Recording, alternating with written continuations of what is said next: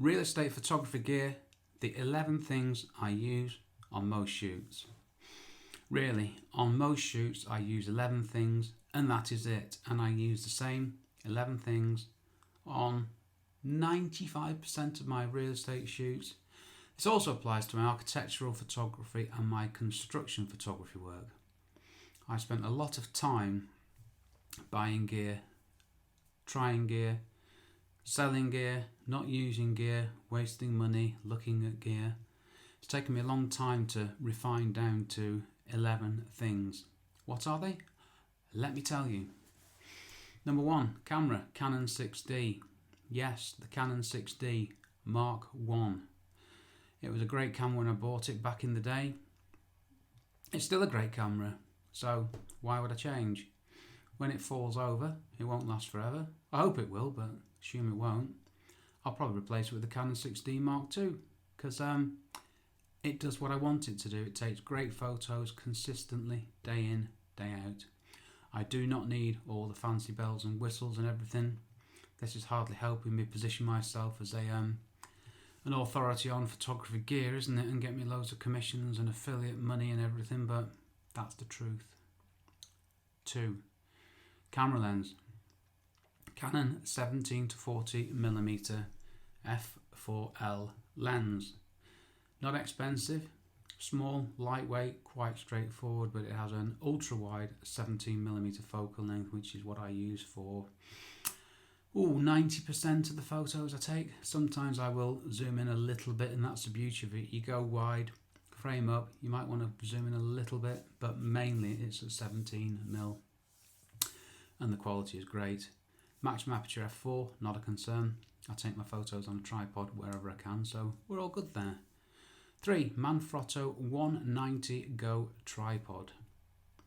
Now, it's not the biggest tripod, it's not the heaviest tripod, but it can get me into a corner of a room nicely, better than other tripods I've bought, and it's small, lightweight, but sturdy enough for the work that I do, so it's a perfect combination. 4, Manfrotto XPRO geared head. There's the tripod head. This is the one thing that it's an absolute must for me. I could manage with any tripod, I'm pretty sure, but I can only manage with this one gear head. It's got levers that you pull to get a quick movement and get the composition about right, and then you got these knobs on the ends that you turn, and you get a very fine adjustment.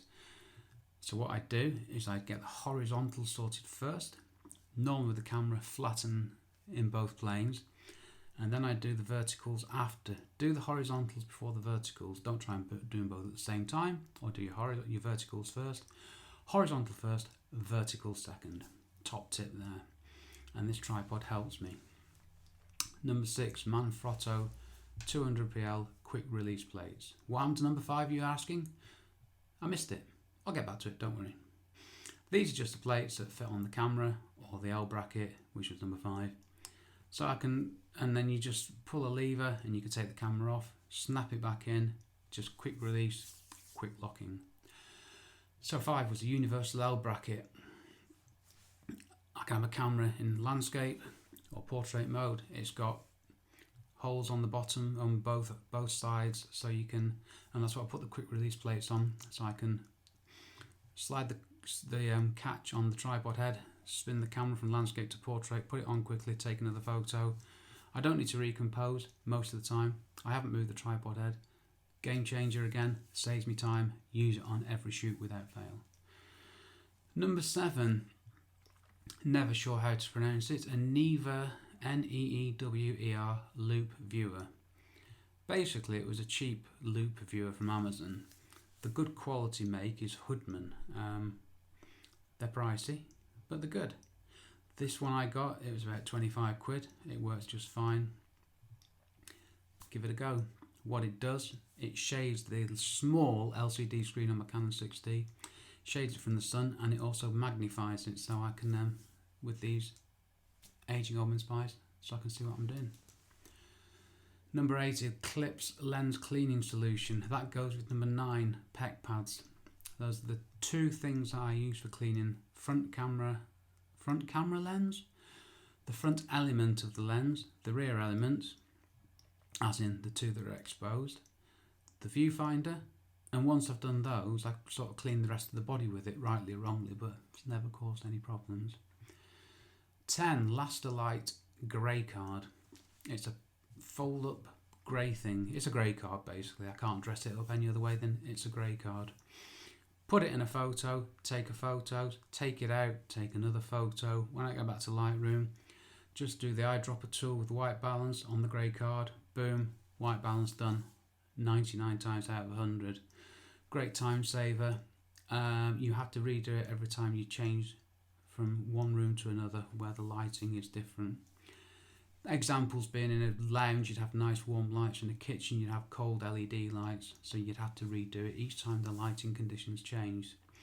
I also use auto white balance when I'm taking photos, and I shoot in RAW, so not a problem. That's white balance done. Number 11, the Peak Design Everyday Backpack. I've been using this bag for about 4 or 5 years now. It's only small, 20 litre. It's a backpack. I can climb up scaffolds with it. I can attach my tripod into the pocket in the side. I can get all of the above into the bag, and I'm done. I also use it when I'm going away as my hand luggage.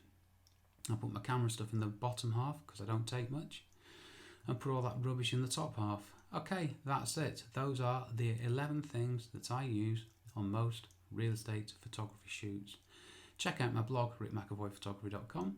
Check out my podcast, photographyexplainedpodcast.com. And I'll see you on the next video.